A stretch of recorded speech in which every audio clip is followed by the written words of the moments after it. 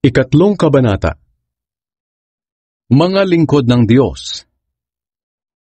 Mga kapatid, hindi ko kayo makausap noon bilang mga taong ginagabayan ng Espiritu ng Diyos, kundi bilang mga taong makamundo at sanggol pa sa pananampalataya kay Kristo.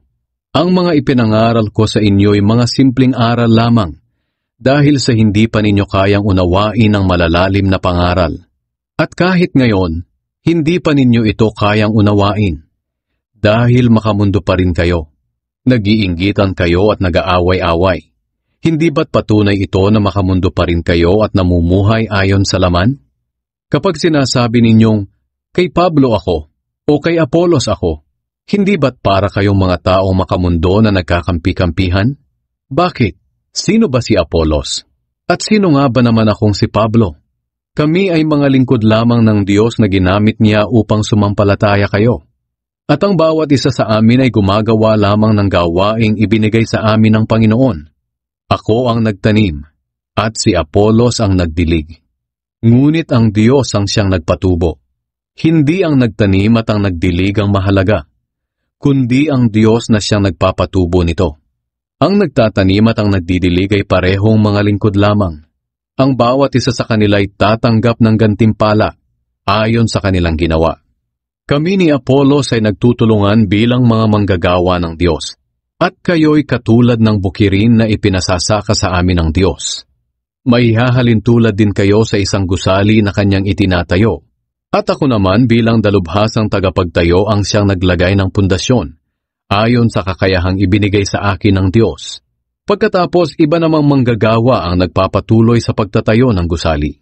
Ngunit kailangang maging maingat ang bawat nagtatayo, dahil wala ng pundasyong maaari pang ilagay, maliban sa nailagay na. At ito'y walang iba kundi si Hesukristo. May magtatayo sa pundasyong ito na gagamit ng mabuting klase ng mga materyales gaya ng ginto, pilak at mamahaling bato. Mayroon namang gagamit lamang ng kahoy, tuyong damo at dayami. Ngunit sa araw ng paghuhukom, makikita ang kalidad ng itinayo ng bawat isa dahil susubukin ito sa apoy. Kung ang itinayo ay hindi masusunog, tatanggap ng gantimpala ang nagtayo. Ngunit kung ito na may masunog, wala siyang tatanggaping gantimpala. Ganoon pa man, maliligtas siya.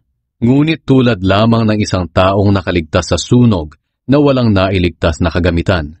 Hindi niyo ba alam na kayo'y templo ng Diyos at ang Espiritu ng Diyos ay naninirahan sa inyo? Ang sinumang wawasak sa templo ng Diyos ay parurusahan niya, dahil banal ang templo ng Diyos, at ang templong iyon ay walang iba kundi kayo. Huwag ninyong dayain ang inyong sarili.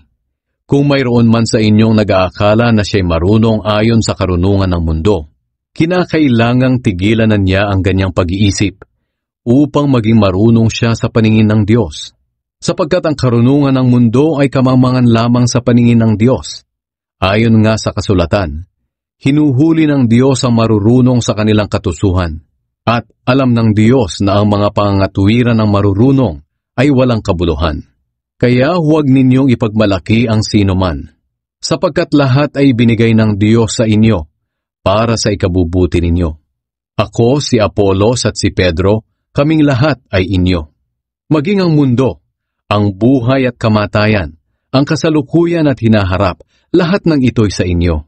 At kayo naman ay kay Kristo, at si Kristo naman ay sa Diyos.